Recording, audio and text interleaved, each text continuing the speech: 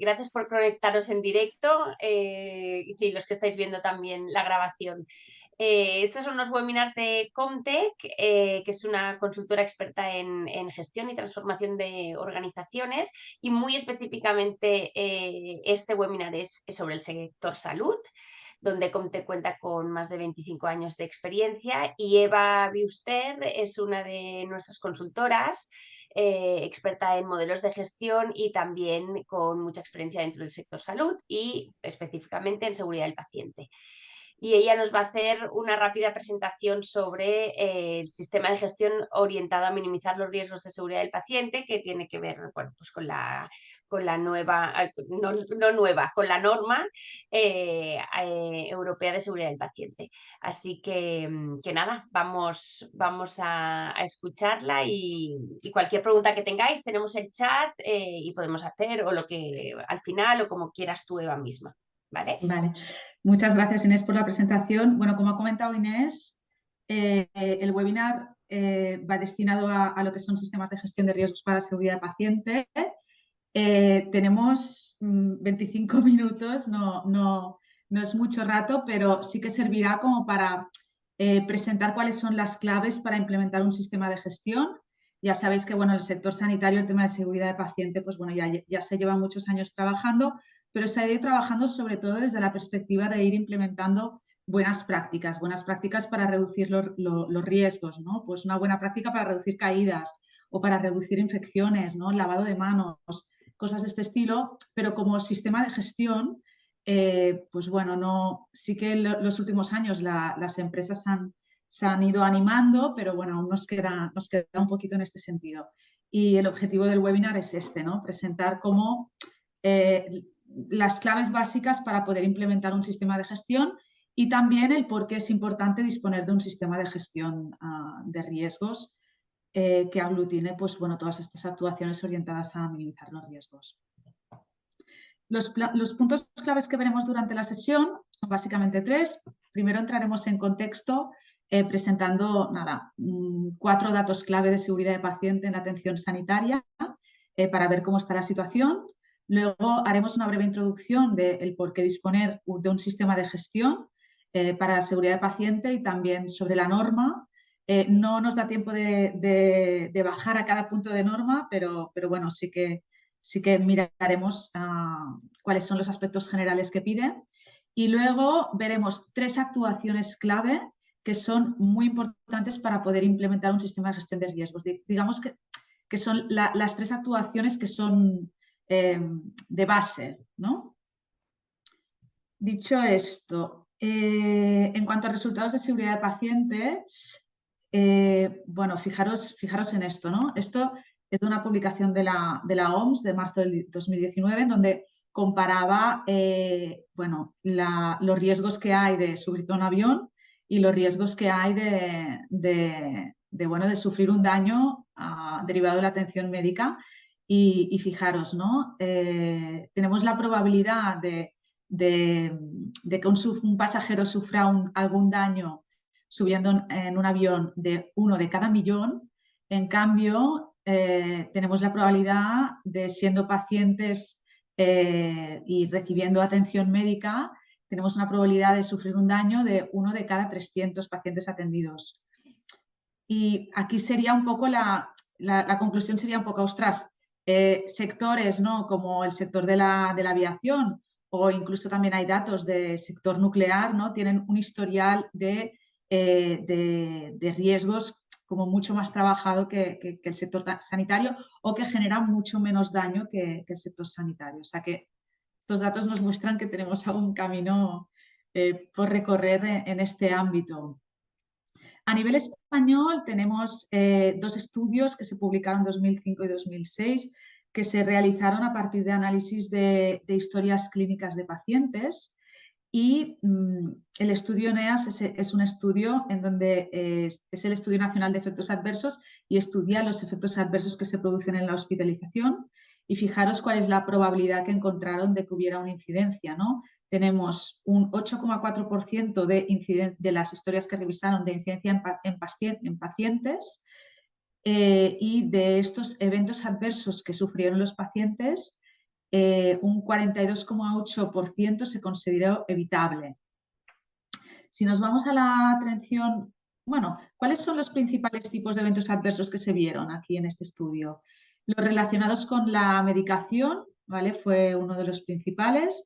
Luego las infecciones nosocomiales y también los relacionados con procedimientos, ¿vale?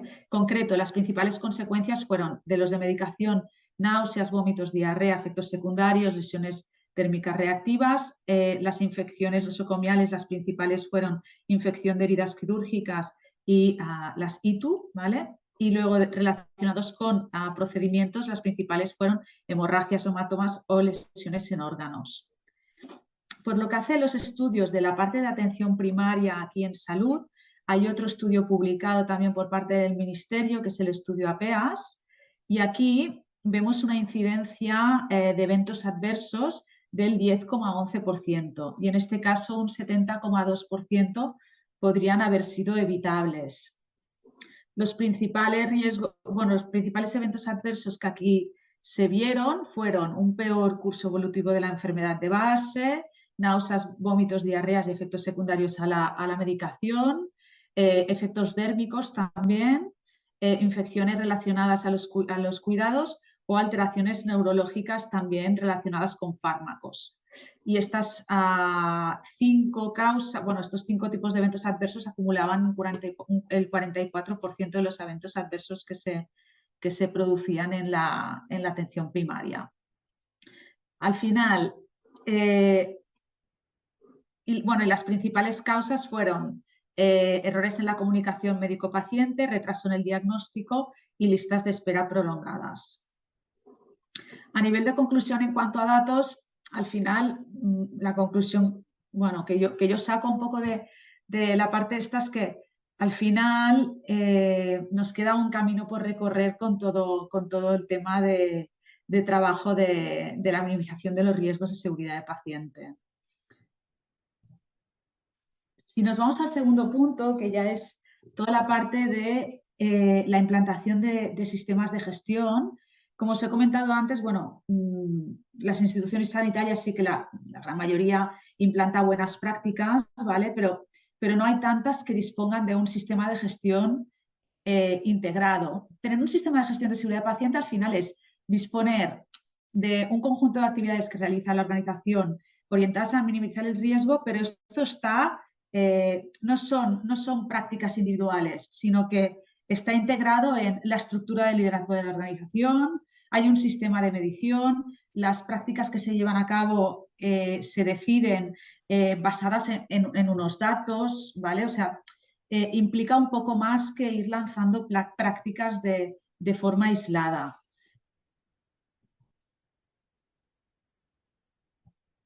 La norma UNE, la 179.003, es una norma de aquí que es española, que además es certificable.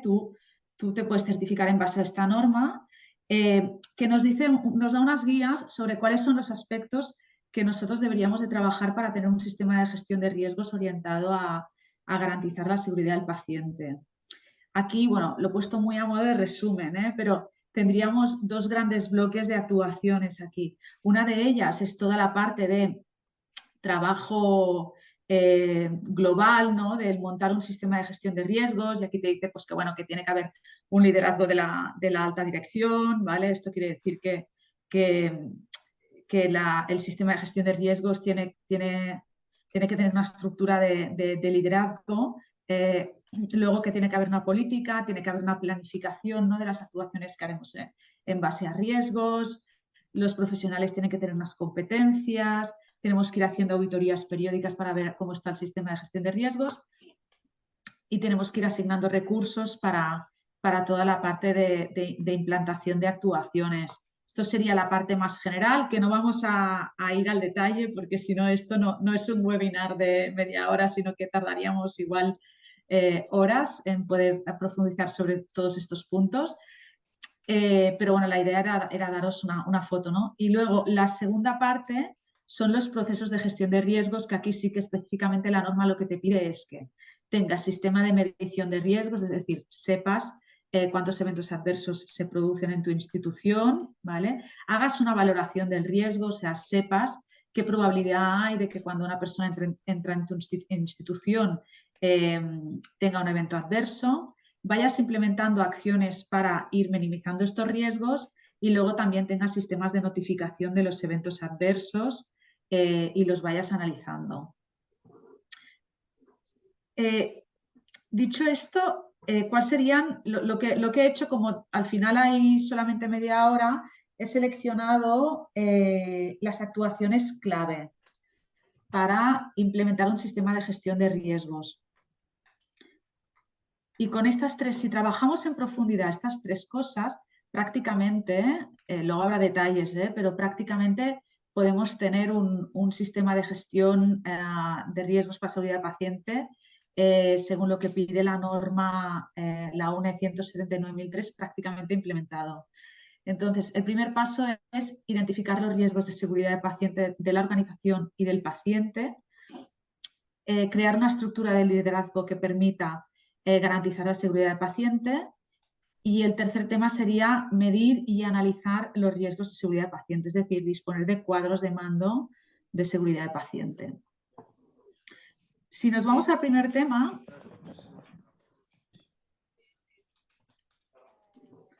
¿cómo podemos identificar los riesgos de seguridad del paciente en una organización? Aquí, bueno, podemos utilizar varias técnicas, pero una de las clave quizás sería la primera, ¿no? Que es revisar los procesos de la organización.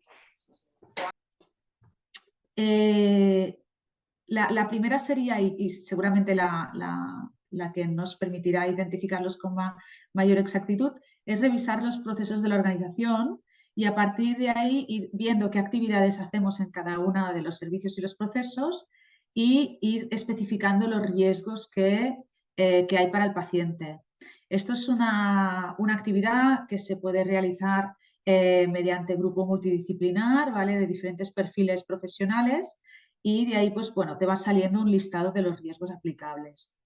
Otro de los aspectos que podemos utilizar también para identificar los riesgos de la organización es revisar resultados clínicos, resultados de auditorías de historia. Ahí puedes ver cuáles son los aspectos que se repiten en cuanto a eventos adversos. También revisar información sectorial, estudios publicados, bibliografía. Por ejemplo, estos dos que os he enseñado, el estudio APEAS y el ANEAS, ya te haces una idea de cuáles son los riesgos que hay en una atención hospitalaria y en una atención también de primaria. Y luego también estudiar las características del paciente. El paciente que nosotros atendemos pues tiene unas características intrínsecas que hace que sea susceptible a tener ciertos tipos de riesgos. Entonces, estos también los deberíamos estudiar y de ahí sacaríamos un listado de los riesgos que nos aplican a nivel organizacional y también para cada proceso, cada servicio que preste nuestra organización. Por ejemplo, ejemplos de riesgos, pues infecciones, náuseas, vómitos, por ejemplo, caídas, úlceras, errores de medicación. Serían ejemplos de listado de riesgos que pueden aplicar a diferentes organizaciones. Luego ahí, dependiendo de lo que se dedique la organización, ya pues tendrá unos riesgos u otros, ¿no? Por ejemplo, en una organización, una residencia geriátrica, pues por ejemplo, ¿qué tendremos? Pues úlceras, tendremos caídas, tendremos este tipo de riesgo. Por ejemplo, si nos dedicamos a anestesiar a pacientes, pues que podemos tener efectos derivados de la anestesia, como pueden ser pues una parada, ¿no? Riesgos cardiovasculares, riesgos respiratorios, náuseas, vómitos derivados de la anestesia. Sería otro ejemplo de listado de riesgos aplicables, por ejemplo, a un servicio de anestesia. Ahí ya es listarlo en función de la actividad que realice la organización. Otro punto importante es identificar los riesgos que tiene cada paciente. Una cosa son los riesgos que identificamos a nivel organizacional y luego ya otra cosa es específicamente los riesgos del paciente, que son los que al final tú cuando atiendes a un paciente en la historia clínica, ¿no? Puedes identificar cuáles son los riesgos que esa persona ya lleva intrínseco, ¿vale? Por ejemplo, lo que hemos dicho antes, una persona mayor pues a lo mejor tiene un riesgo intrínseco ya suyo pues de caerse, ¿vale? Porque tiene la movilidad mal, por varios aspectos, ¿no? O puede tener un riesgo de úlceras también, ¿vale? Pues porque está encamado, ¿vale? No, y bueno, le aplica este riesgo específicamente a ese paciente. Esto se identifica en la historia clínica y la idea de esto es definir medidas preventivas personalizadas para cada paciente. ¿Qué sería, por ejemplo? Pues para esta paciente se le hace un estudio de movilidad, tiene baja movilidad, tiene riesgo de caerse, pues le vamos a poner, pues bueno, vamos a hacer actividades para que mejore el equilibrio. O no, este paciente tiene que ir en silla de ruedas porque el riesgo de caída es muy alto, ¿no? Se asignan medidas personalizadas. Y además esto nos sirve para otra cosa, nos sirve para tener identificados estos riesgos, nos sirve para posteriormente poder tener datos a nivel del sistema de gestión de los resultados de los eventos que nosotros tenemos comparados con la complejidad del paciente que nosotros estamos atendiendo. Al final, es muy diferente tener un bajo número de caídas si atiendo pacientes que no tienen mucho riesgo a tener un bajo número de caídas cuando estoy atendiendo un paciente que tiene muchísimo riesgo de caídas. Si tenemos esto recogido en la historia clínica en un campo que es parametrizable, podemos llegar a saber cuántos pacientes estamos atendiendo que tienen riesgo intrínseco de caídas, poder cruzar estos datos y tener un cuadro de mando muy rico en este sentido. El segundo aspecto importante para implementar un sistema de gestión de riesgos para la seguridad del paciente es crear una estructura de liderazgo que nos garantice esa seguridad, ¿vale? Entonces, ahí la estructura de liderazgo que se cree para la seguridad del paciente es importante que se haga un diseño que sea adaptado a el tamaño de la organización, a la propia estructura de liderazgo que ya tiene a nivel global. O sea, no hay una solución que digas, pues para café para todos, ¿no? Todas las instituciones igual, no. Pueden haber varias soluciones. Por ejemplo, una posible estructura de liderazgo para una organización pues, más pequeña sería tener un grupo de seguridad paciente con representación de diferentes dispositivos. Otro ejemplo de estructura de liderazgo de una empresa más grande, pues a lo mejor sería tener grupos de trabajo de seguridad de paciente por cada riesgo identificado. Por ejemplo, un grupo de errores de medicación, un grupo de caídas, un grupo de úlceras, un grupo de... ¿Vale? Y cada grupo profesional, pues bueno, hay cada grupo pues, que trabaje el riesgo específico. Son dos formas diferentes de poderlo estructurar y ahí ya es importante pues, que esta estructura esté integrada en la estructura de liderazgo general de la organización y que pues bueno, se vayan comunicando, ¿no? El trabajo que se hace, los resultados que analizan, tanto a la dirección como a los profesionales para ir generando cultura de seguridad del paciente. Uno de los aspectos clave también es, sea el que sea la estructura de liderazgo que se escoja tener, es que cada grupo, agente o perfil profesional tenga muy claro cuáles son las funciones, responsabilidades y competencias que se deben de tener en materia de gestión de riesgos. Esto implica pues, que cada grupo de trabajo tenga claro cuál es su objetivo, ¿vale? Cuáles son las tareas que debe de hacer y cada perfil profesional también. Son funciones clave del sistema de gestión de riesgos, aquí está muy resumido, pero sería recoger y analizar los resultados de seguridad del paciente y valorar los riesgos de la organización, definir e impulsar acciones orientadas a minimizar el riesgo y asignar también los recursos para llevarlas a cabo, y luego analizar y gestionar los eventos adversos ocurridos y fomentar la cultura de seguridad del paciente. ¿Vale? Esto ya digo, es muy a modo de resumen, ¿eh? Cada una de estas las podríamos segmentar en muchas más funciones. Pero bueno, es importante que esté la estructura de liderazgo definida, que ésta esté adaptada a la estructura de liderazgo general de la organización y que estén muy claras las funciones y responsabilidades en materia de gestión de riesgos, tanto para los grupos como para los perfiles profesionales que tiene la organización. El tercer tema clave para implementar un sistema de gestión de riesgos ya sería lo que llamamos el cuadro de mando, ¿no?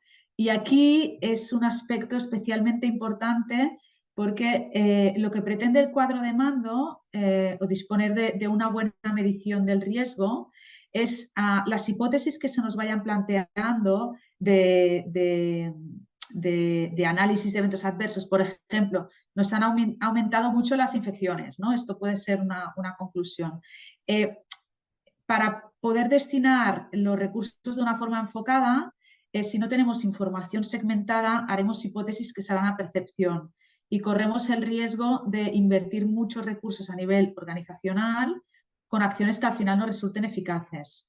Entonces, aquí lo clave es tener un cuadro de mando completo y que esté segmentado. Ahora hablaremos de la segmentación que debe tener este cuadro de mando en concreto para poder ir corroborando las hipótesis de análisis que vayamos planteando cuando nos suba un evento adverso. Al final también otro aspecto importante es el sistema de notificación, tener en cuenta que los cuadros de mando de seguridad de paciente se nutren de los eventos adversos que nos notifican los profesionales. Entonces, es muy importante tener un buen sistema de notificación que reporte el evento adverso, pero que también, aparte de reportar el evento adverso, te diga, ¿no? Pues se reporte pues cuáles son las causas principales, ¿vale? Información pues ya más de detalle para poder sacar estos indicadores. Y luego otro aspecto muy importante es que, y esto me he encontrado yo a la hora de implantar sistemas de gestión de riesgos para la seguridad del paciente, es que o sea, por el volumen de información que hay, necesitamos tener un sistema automatizado de report. O sea, ir con Excel o hoja en papel en este caso es bastante complicado porque normalmente trabajamos con un volumen de indicadores bastante alto.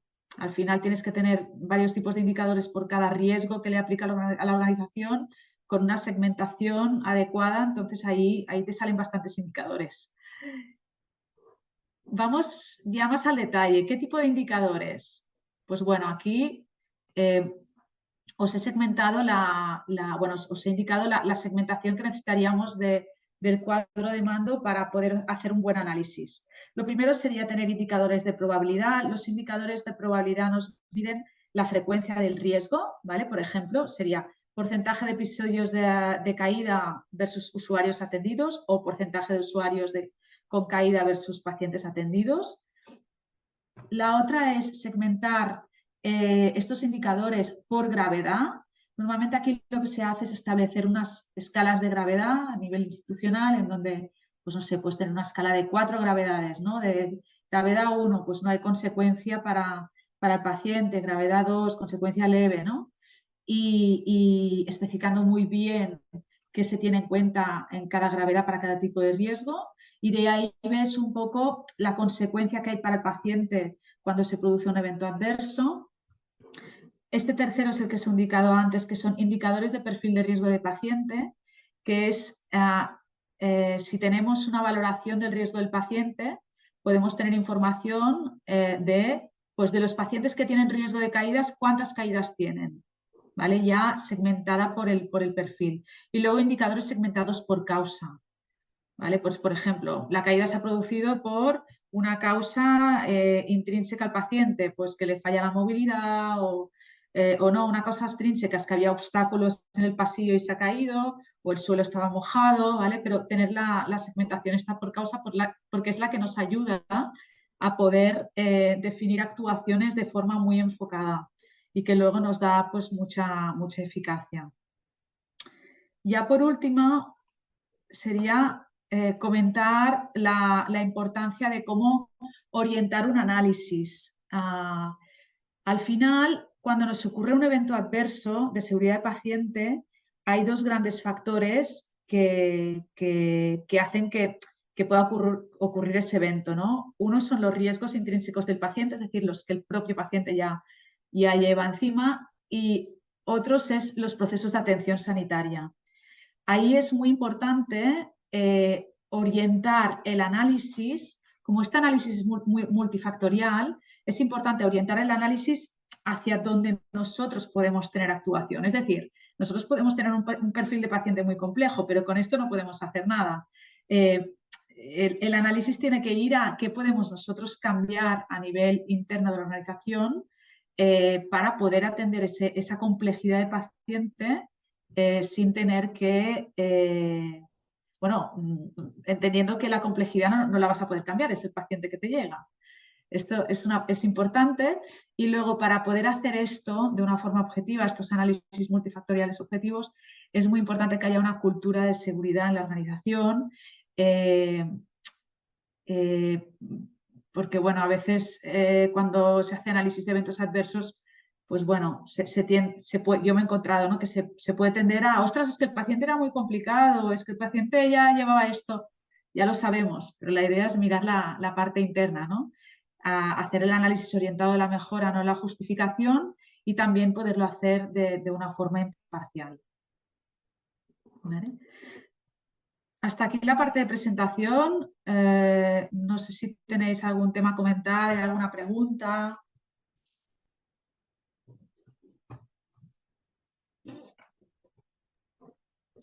Os he saludado por el chat si tenéis algún comentario o queríais compartir alguna cosa. Si no, yo te haré una pregunta. Mira, Laura. Vale. Sí, perdona, Hola, Luis. Laura. Hola, ¿qué tal? Bueno, primero, gracias, Eva, ha sido muy interesante. Yo tenía una pregunta respecto a la posible integración con otras normas de esta. Entiendo que bueno, nosotros tenemos la ISO de calidad, la 9001, y aparte una de calidad en los laboratorios de reproducción asistida, que también es una UNE, que además tiene la misma raíz que esta. O sea, imagino que la integración sería fácil, ¿no? Mira, te respondo de la parte que yo sé. Yo soy especialista también en la 9001. En la que me comentas de reproducción asistida no soy Muy especialista, similar. entonces de esta no te podré ayudar. Pero la integración con la de calidad son perfectamente integrables. De hecho, muchas organizaciones que ya, o sea, que tienen un sistema de gestión de calidad implementado, digamos que cuando son instituciones sanitarias, el próximo paso es hacer como un mayor despliegue de la parte de seguridad paciente. Y la norma esta, la UNE 179.003, te puede dar ese extra para pues, el punto de la política, ¿no?, de minimizar los riesgos de seguridad paciente, pues hacer un mayor abordaje. Es como un zoom, Sí. ¿sabes? En este tema, o sea, son perfectamente integrables, no, de hecho, diré, no tiene ningún sentido implementarlos sin hacer una integración. Y la de reproducción asistida no te lo puedo decir tanto porque no he implementado proyectos con esta norma, Bueno, pero... tiene una estructura, es la estructura antigua, no es la estructura de alto nivel de las nuevas normas, pero bueno, como es también calidad, pues quieras que no, o sea, no tiene la parte esta de riesgos del laboratorio, pero bueno, se integra bastante fácilmente con la 9001. Entonces imagino que con esta también, no creo que haya Sí. problema. Vale, Yo nada. lo que recomendaría es, aunque la estructura sea la antigua, al final es coger la base del mensaje de la norma y hacer un sistema de gestión que sea para vosotros, o sea, un diseño y luego Sí, ya daremos cumplimiento a la norma, ¿sabes? Porque sí. a veces nos perdemos mucho en solamente dar cumplimiento a la norma y lo que nos pasa aquí es que perdemos mucha eficiencia a nivel organizacional. Es no perder el foco de decir, a ver, ¿qué es lo que queremos al final? Trabajar con calidad, trabajar con seguridad, ¿sabes? Y de ahí montarte un diseño que sea adecuado a vosotros. Vale, Y es lo que diría aquí. vale. Gracias, Laura. Gracias a ti, Eva.